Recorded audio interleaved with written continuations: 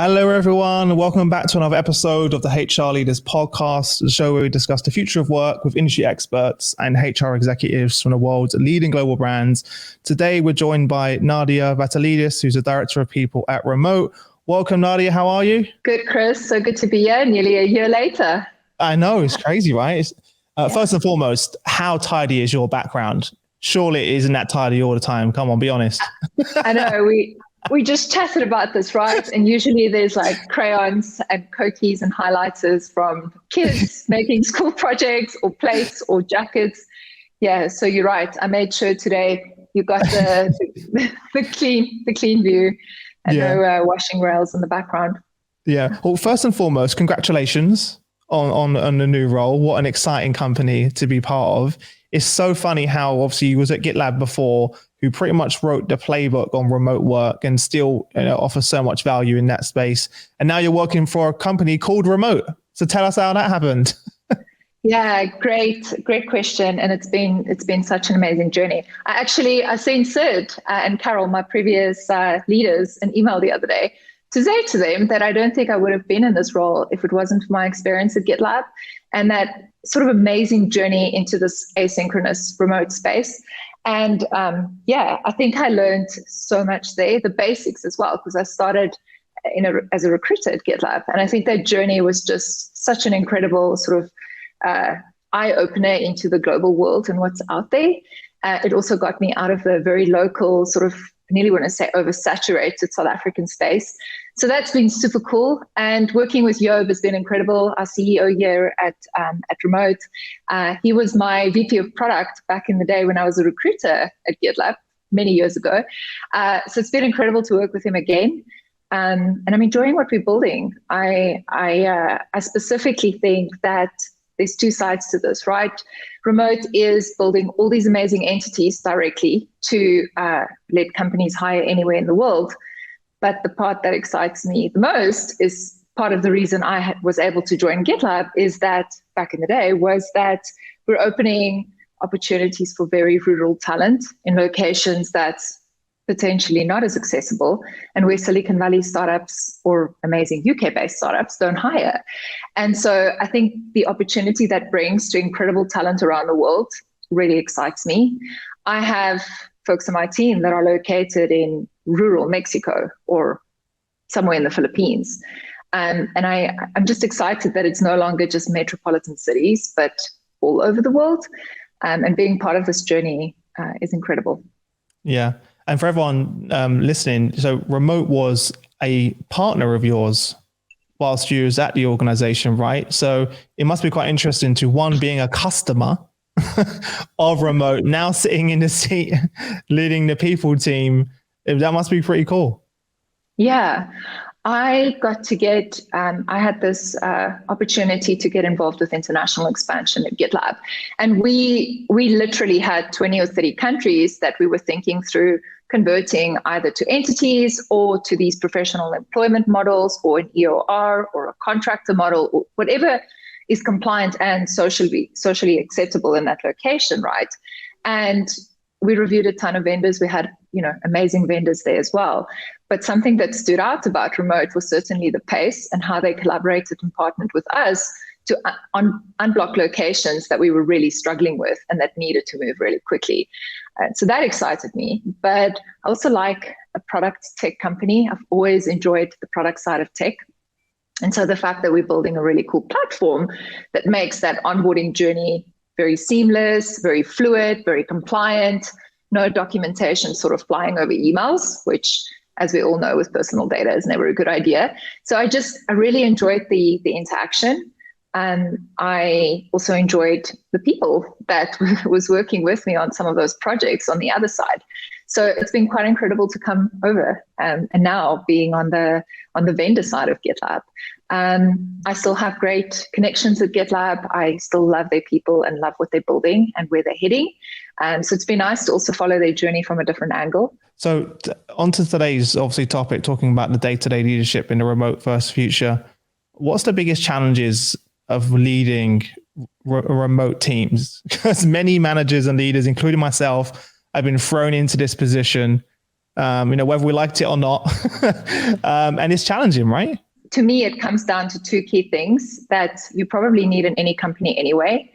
And I think if you're not creating the right sense of belonging, as well as that social connection, I think everything else starts falling apart.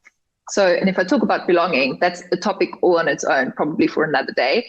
But I think those two things, social connection and belonging, in all the things a leader will do, will impact that team and whether that team is going to be successful in being able to work together day to day. So I think that's been an incredible challenge that I've seen from organizations that just doesn't know how to do this in a sort of remote first or even hybrid model, and potentially trying to just adapt that typical in-office experience directly over Zoom, which isn't going to work and it's just not going to scale. So those are the challenges I think a lot of leaders have faced. There's a lot more, like the way you hire is different, the way you onboard is different. So we can definitely deep dive into these topics as well today. Let's get into a few of those, because I think the belonging piece is important, and you are right, there could be an entire episode.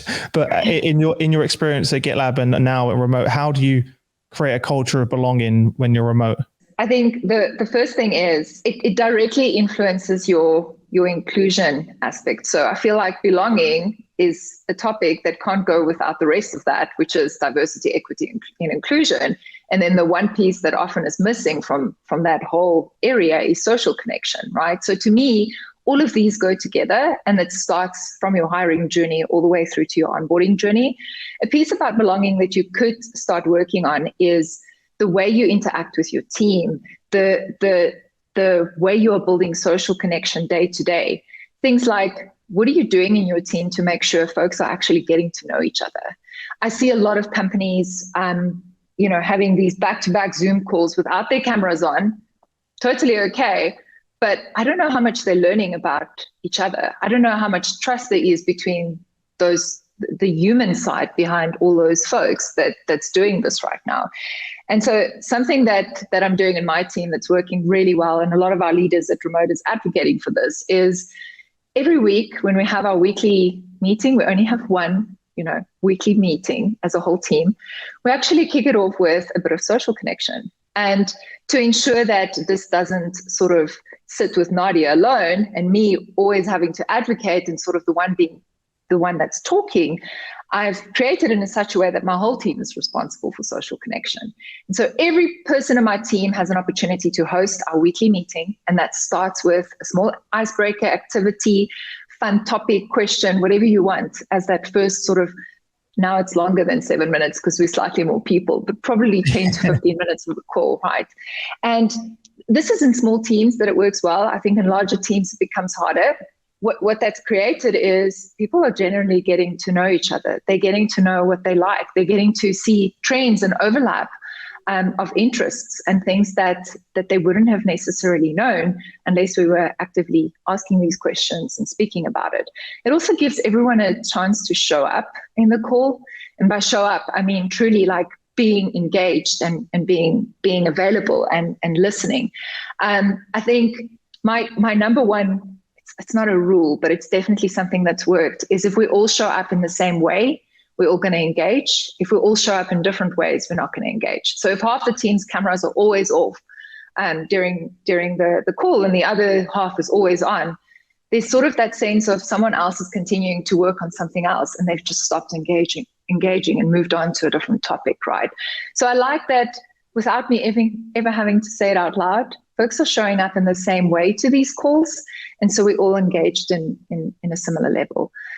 I also don't like using, that time to unblock problems. I like unblocking problems asynchronously, and we certainly shouldn't be waiting for a meeting.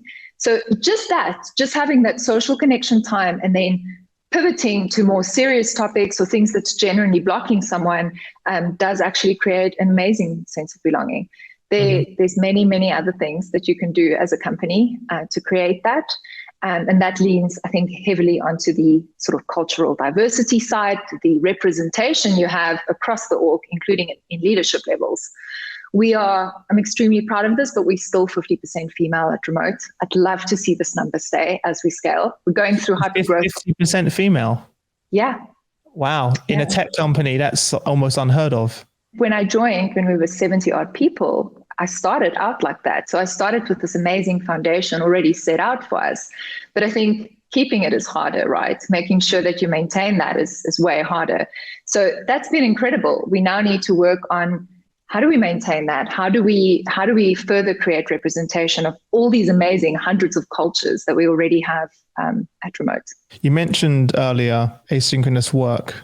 I think you've also spoken in the past about how asynchronous work could contribute to managing stress levels amongst teams. Could you elaborate a bit on that for everyone? Yeah, great question. I'll just, check on how people identify with this. Yeah, that's a good point. Means. Yeah, what it means to different folks. Yeah. So synchronous work is basically working together, and asynchronous work is not working together at the same time. So a lot of folks still think async is like async on Slack. That's still working synchronously together at the same time, right?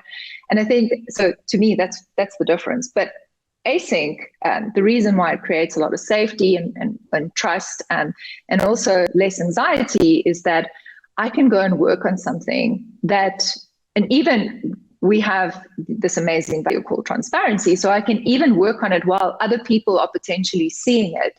And even if it's still a work in progress, I can work on it while other people are working on something else, and then share it with them regardless of their time zone, regardless of where they're located.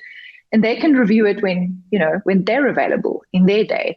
It unblocks so many problems. I've often seen folks over-escalate.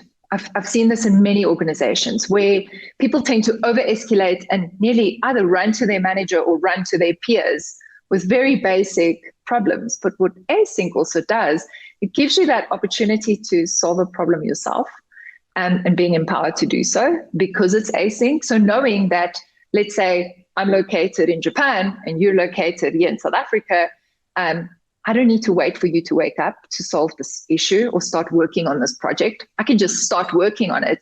And when you wake up, you can give me feedback and we can keep making it better together, right? But I still don't see enough companies leaning into async. I see a lot of companies even creating sort of hubs of time zones. I'm not sure how healthy that is long-term and how inclusive that is. Something else that's genuinely helped is just rotating calls. So our all hands call on a Wednesday is no longer just aligned for sort of, Americas or EMEA. We now rotate it. So every Wednesday, it's either at sort of late EMEA, morning Americas. Next Wednesday, it's very early EMEA aligned with APAC. And that way it includes everyone in the organization. There will be folks that still sometimes have to lean in, considering their day might just be starting at at UTC plus 15 or something to that effect. But continuously advocating for those things does make sure that you no longer have to plan according to these little hubs. You can really hire anyway, and just create really great guidelines on how to include those folks. And that also, again, leans into async. Someone in New Zealand can be handling crucial customer queries while your Pacific time zone folks have just gone to bed and your EMEA time zone folks haven't woken up yet. And I think, that creates these great sort of global teams. Again, that I don't think companies have leaned into yet. I'm seeing them sort of leaning towards it, but not what I would expect in terms of true async and global diversity. What can we do to support employees who don't like working remotely? Because it's not for everyone. Yeah, I don't think it's for everyone. There will still be folks that sort of want to work in an office. I think that the first step is advocating for two different things, right? The one is, do you have a stipend or some sort of budget towards co-working offices? Some people really have that need to be surrounded by people and to sort of experience that busyness and noisiness and smell of coffee in an office setup. And you can still create that with a co-working space. So if you're not offering a stipend right now and your company is remote, and some folks have indicated that they prefer an office, it's totally okay to just offer a stipend towards that, regardless of where they're located. But on the flip side, if you have a really great setup at home, that's the other key piece, right? A lot of folks think they, working remotely is sitting at their sort of kitchen tables or at their lounge or on a couch. long term, it's just not going to work. You're going to start sort of creating back pain, headaches. You're going to be uncomfortable. I don't think you'll be as productive in a space that you're not sort of well set up. So the economics of that is super important. So I think those are key starts. The other thing is, you're right, it isn't for everyone, and letting those folks go is okay. I don't mean firing them. I mean setting them free to go and find something that is in office. There are certainly companies out there that cannot work remotely, not because they don't want to, but because their industry or the services they provide just doesn't cater for that. So there's lots of opportunities for both. Does that mean that you don't consider them, though, in your own hiring? I wouldn't say we don't consider them. We just don't have any offices anywhere. So we don't have a physical building where someone can go and work from. It's just not a hybrid model. What we do have is we advocate for using those co-working spaces in their locations. But we're not planning to open, any offices anywhere. So that would be setting up someone for failure if we try and sell that as an opportunity.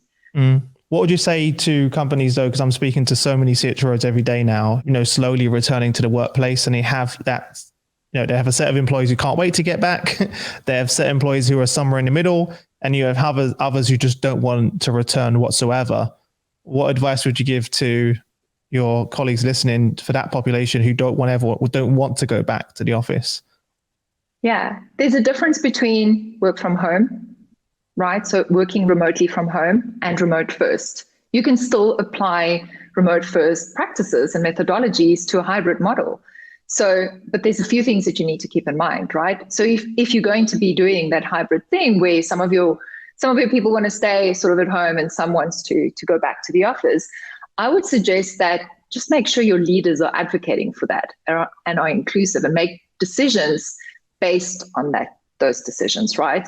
So a good example is if you're a CEO or a CTO of an organization that's in hybrid, you should also work from home a few days a week. Because if you don't, the expectations would be to become a leader at the organization, they have to be in office. And so that creates that weird A-B team scenario that I've seen very, very often, especially at this phase, right? We're sort of 20 months or longer into this pandemic.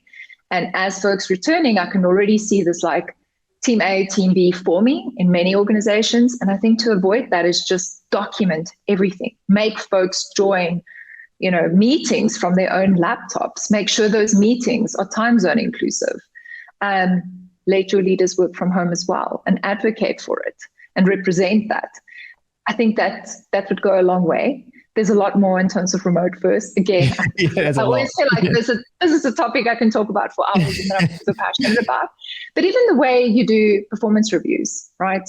You should keep that in a remote first practice if you're letting some folks work from home and some folks work from the office, which means if it's async and remote first, what tools are you going to use to complete those? Is some going to be in person and some going to be online? Because that just won't be fair. That just won't create a fair, equal opportunity for anyone. Yeah. And I'm seeing this actually with friends and family. I'm sure a lot of people listening can also relate. Like a lot of my friends and family are saying, I have to go in because I may miss out on that job, that promotion, or I don't get the face-to-face time with my senior leadership team. So I may miss opportunities, et cetera, or that information is not filtering throughout the organization remotely. So if you don't go in, you're missing out on vital information that you're not, or projects, et cetera. So I'm already seeing that happen. And if we talk about inclusion as well. So yeah, there's this added pressure for people to go back who may not necessarily want to. And hybrid is way harder. I personally will probably struggle with it, Chris. I'm such an advocate to, work from anywhere and work remotely and the future of this. But at the same time, I recognize that it's really hard. It's certainly not going to be easy to all of a sudden have everything available async. So why are you at the office? And that could potentially then lead to bigger decisions later where the team, that is in the office sort of will get, I don't want to say less opportunity, but that CEO might just realize it's time to give up the office space if there's nothing specifically that's keeping them there. I think the water cooler chat is healthy. I personally always miss that. Someone asked me recently on Twitter, like, what do you miss most about working in an office? that's 5 years or 6 years ago for me, right? But I mean, I love having pizza around the table on a Friday and everyone's kind of very casual and having fun and celebrating what's happened that week and ending the week on a really positive note. But other than that, I don't miss the other things. I also certainly don't miss the drive and the commute into the office. But I think for some folks that did bring sort of either their routine really worked for them. Could they start building a better routine, while working remotely? Possibly. And I think what folks experienced during this remote forced work from home phase has certainly not been how I've experienced it the last 5 to 6 years. Mm-hmm. Yeah, definitely. I actually realized only a few months ago that talking about the commute, I had to really focus on recreating that because I realized that was my way to de-stress and just reset from work. Whereas before I was just like blending, like my day ended and I was just, or actually my day didn't even end. I just found myself working and it got really, really unhealthy and it started affecting my anxiety and other things like that as well. So I've had to be very intentional now about how I end my day. And what's your practice? How do you separate work and life, if there is such a thing, when you're literally at home? What routine? I'm sure you maybe have a routine or some tips for everyone. Yeah. I think boundaries is the first one. So I agree and I recognize what you're saying. It's so easy to just continue working, right? So the number one thing is like take control of your calendar. I love that at remote, it's not frowned upon that my entire calendar has got all my personal stuff in as well. So if I'm going to the GP for a checkup or if I'm skateboarding with the kids, like something you like doing en route to school, to your school drop off, or, if I'm going for a run or doing yoga or whatever, that's all in my calendar, including my family time. So there are times where I'm like, do not schedule, this is family time. And setting those boundaries actually helps folks realizing that you're human and you have a limit, regardless in what role you're in. I think a lot of executives tend to just leave all that space open, and they're also advocating and showing that as an example to the rest of the organization. So if they're always available, everyone else seems to think they need to be always available as well. So that's the first section, I think, like just managing your calendar properly and just being very clear about when someone can schedule with you and when they can't. I do leave overlap for all time zones. So I do make sure that there's always time available in, my mornings, early mornings for APAC, and early evenings for Pacific time zone once or twice a week to make sure those folks can also engage with me. But something else is just you need a dedicated workspace. I've seen so many folks, including my family and friends. My office is in my bedroom, by the way. So I'm a terrible really culprit. Hard. I know it's so bad. I'm a terrible culprit. Like my desk is there and my bed is there. And I hate it with a passion of waking up and seeing work, basically, like the place that I sit and do work, and then end up just coming into the office just to escape because I just didn't like that setup. Yeah. And I experienced that a little bit. So during lockdown, Chris, my hubby, took over my original Gitlab office. I had a full outbuilding. And he was just like, I can't work in the house. The kids are so noisy. You keep coming into the kitchen, like the kettle, this. And I was just like, listen, you take that, like, do your thing. And I was stuck in our bedroom. And he actually recently had to build a drywall into this wall so that our hallway doesn't lead straight to my desk. Otherwise, you would have had 2 tweens visiting us today, right? And taking your show over. But I feel like you have to make a small space. And if you don't have space at home, that's potentially the key time to look at a nice co-working space or a spot that you can work from. If you're in a small enough space, it's also not mentally fun to be at home the whole day. And I get that. So I think just making sure you evaluate your own personal situation, your own boundaries, your own space. I love leaving the space at night and moving very far away from it. And that way I can carry on and do other things.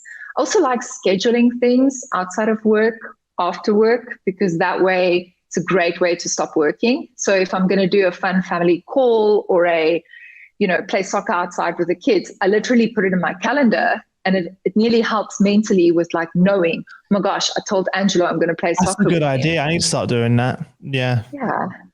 Yeah. Am I right? This is a bit off topic. No, not really. It is on topic. I read on your LinkedIn profile, because I love stalking the guests, is that you do a painting, a Zoom art session.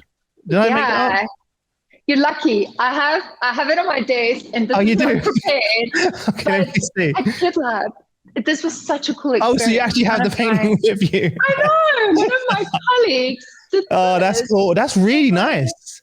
Yeah, this was so fun. She got a live artist to do a whole, I wouldn't say async, but a whole recording on like how to do this type of art. Now, I am not that creative, but I find it's extremely relaxing, and I want to do way more of this, especially with remote teams.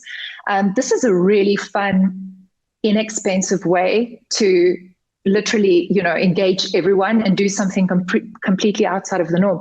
But it also stops you while you're doing like a social exercise from touching your keyboard, because you cannot be painting near anything. You can't paint and do work. Exactly, and right? Emails at the same time. Exactly. Yeah. And this leads to something else, Chris. And now that you're talking about this stuff, at Remote, we started using VR. And initially I was like, because I'm not a huge gamer, my kids are. I mean, I have to play Bee Swarm on Roblox and I struggle. My little person keeps going in the wrong direction. It's really funny. And I'm very, very sports orientated. So I'd much rather be outside than game on a weekend. But anyway, I've sort of adopted gaming so that I can, spend time with them and the things that they enjoy as well. But we started using VR at Remote before I joined. And I kept wondering, what is it about it that could really work? And even for training and development and really fun engagement sessions, why would it work? And it's exactly that. It's that time away from your computer and your keyboard. Because no matter what you're hosting, even if you have a leadership enablement program, if it's in Zoom, folks might just default to starting to check their emails, starting to type something, respond on Slack, respond to client query, urgent message. Like you literally nearly need to take someone sort of outside of that to get them to engage. And with social connection, that's more important, right? You want someone and everyone to sort of be in the room together, if they can't be physically together. And so I think those things are crucial to recognize. That's why I enjoyed the painting so much. Nice. Yeah, that was really special. Just while we're on the topic, is it just a leadership team that has the VR headsets and use it for, what are the use cases? Like what are you using it for? Yeah, right now we're in a tricky spot. VR, the Oculus Q2, or I'm trying to think which model we have, but we've run out of stock globally, and we actually. Yeah, I'm about to say they're hard to get hold of Oculus Quest. Yeah. Yeah, there we go. It's an Oculus Quest 2. And I think it's been really tricky with our hypergrowth to get these devices to everyone. So we're currently actually working on a solution for that. We would love the entire company to each have a VR. It's not just leadership. And someone on my team, our documentation and internal communications partner, is actually working on a small rec room that has Remote logos and things in. So where that can go in future, I'm excited about. I would love to also use that space for L&D, especially a really fun topic or something where you really want folks to, again, be in the same room, super engaged. And if someone doesn't enjoy their headset, they can join sort of via 2D on a... Yeah, you can do that. Yeah, they are impossible to get. I'm a gamer and my team are big gamers and we can't even get hold of them. So definitely. One thing I want to ask you is, one of the struggles I'm hearing from your colleagues as well is about focusing on outcomes over hours when managing workloads remotely. Because in the past, right, you've got the 9 to 5, which no longer exists, and you're managing the time people are in the office.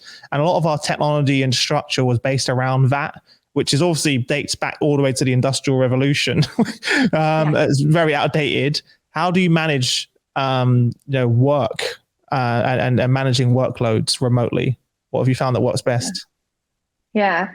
My top tip would be to simplify things. And this is so hard. Traditional and very corporate companies have got sort of very stringent processes.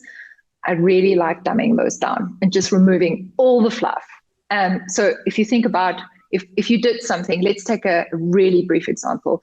If your relocations process had 42 steps, it's probably time to review that and get it down to 20, right? Or something like that, where you just need to keep focusing on simplifying your processes. For people in HR teams, this is the most crucial part, because that way, if you only have 5 minutes, you can do a lot in 5 minutes or 30 minutes versus what previously would have taken you 2 or 3 hours. So I think simplifying things has really worked for us. And sometimes when someone also comes to me with a problem on my team, or even another company that reaches out and just wants to chat through something, I usually, ask the question, like, what is the simplest way to fix that? Because sometimes throwing very overly complex processes or complex solutions at it just adds to that time it's going to take to fix or solve something. And then I'm still an automations freak. Like GitLab built that into me the day I joined. And so learning in a people environment, in an HR environment, what really fluid integrations and automation can do for you. If you apply that to multiple teams, so if you think about your internal operations team or your people and HR team, or your engineers should already have that kind of mindset. Yeah, they probably do. Yeah, and they do at the most, which is awesome. So I often sort of really borrow from engineering and product to see how we can apply that into other things. We've been so fortunate that in the last 7 to 8 months, in very close collaboration with my team, we've been able to automate the human side of onboarding and even the tactical sort of manual tasks that my team have to perform to get someone on board. We've literally automated 70% of that. And that's made such a big difference. We can now spend time on engagement. We can spend time on designing the sort of employee experience around that instead of being stuck behind data capturing or inputting of something. So also improves the candidate experience too, right? Yeah. By doing all of those things. So it works on both ends. Something you've spoken about before is, is there a way to manage unlimited PTO, or is this a corporate myth? I think unlimited PTO with no guidelines is looking for trouble. People just don't know how much to take. They've never been exposed to it. For many, right? I've been very fortunate. You might have been. A few amazing people at other companies might have been. But I think if it's new to the organization and to their employees, you have to put clear guidelines. We love setting a minimum. So we've set a minimum of 20 days. Over time, I'd love to see that increase. And I'm hoping to even advocate and influence on that, right? But setting a minimum helps folks to say, okay, if you're taking under that, it's too low. I would also advocate for remote first or hybrid companies to start tracking that if they have unlimited time off, what is that minimum and is the average too low? Because that can certainly be a side effect if you're not checking on the data. You can use great apps for that, or you can literally just, look at the time off folks have taken and work out the averages. But I think overall, folks, anyone should not be taking under 20 to 30 days a year. There's no max, not at remote, not at, you mentioned unlimited PTO, probably also from my GitLab days, but there's no max here at remote. And again, we don't see abuse. I started tracking averages recently, one, because we have to report on those for compliance reasons in many European and other countries. But the second reason is I wanted to make sure people at remote are taking enough time off. And that is also a leadership topic. If their direct leaders, their HR teams, their CEOs aren't taking sufficient time off, that's a whole different issue, right? That means they're not advocating for it. And part of the time off aspect does come from clear sort of disconnection. I don't see that enough either. So if you have unlimited time off, make sure that you're sort of advocating for complete disconnection and being very implicit and very intentional about, this person shouldn't be on Slack while they're on vacation. They shouldn't take their laptop with. Even if there's a chance they might be stranded in another country, that's okay. They're in COVID, right? But I feel, that need to speak a little bit about CEOs that go on vacation and then potentially just like keep using Slack as a way to communicate and keep checking. Joop was recently on vacation and it was so nice to see that he wasn't checking Slack. He wasn't responsive. We have this fun bot that, shows that he's out of office. So people love pinging that bot just to see what happens, but they're testing nice him. Is he going to reply? I also want to congratulate you on being selected as one of the top 20 best remote startups to work for as well. So congratulations. Thank you. To you and the team. It's amazing to see that. Thanks, Chris. It's so amazing to see remote companies in the startup world being more recognized. I know the last 2 years has a lot to do with that, but even prior, it's really nice to see the shift towards that. Thanks. Amazing. Well, before I let you go, I definitely got to say thanks so much for coming on the show again. And I'm super happy for you. Clearly, you found another organization which is super aligned with your your values, your why, your purpose. And it was kind of meant to be, wasn't it? Really? It feels like that. Yeah, I found a job on the internet. I grew there, and then I found the job that truly has that remote meaning. Yeah.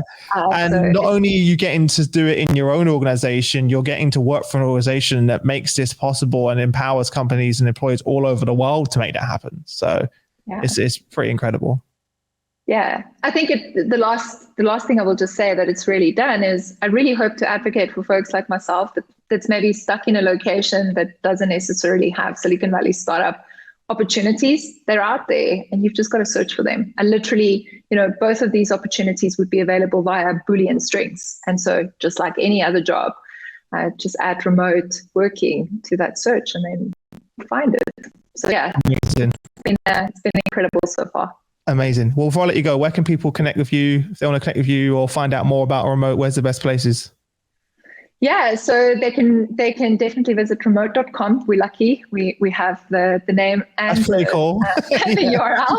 Yeah. So remote.com, or you can reach me on LinkedIn. It's just sort of LinkedIn-Nadia Vatalidis, and on Twitter it's @Nadia Vat, if I remember correctly. But yeah, please do connect. I love having conversations about this stuff.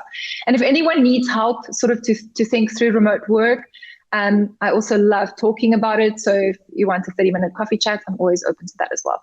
I think you're going to get a lot of messages now. No worries. Well, listen, I'll let you go. Enjoy the rest of your day. Go and see the kids, and I look forward to seeing you again soon. All right. See ya. You too, Chris. Take time off. See you soon. I will. I will. Bye-bye. And bye, everyone. Thanks for tuning in. See ya. Bye.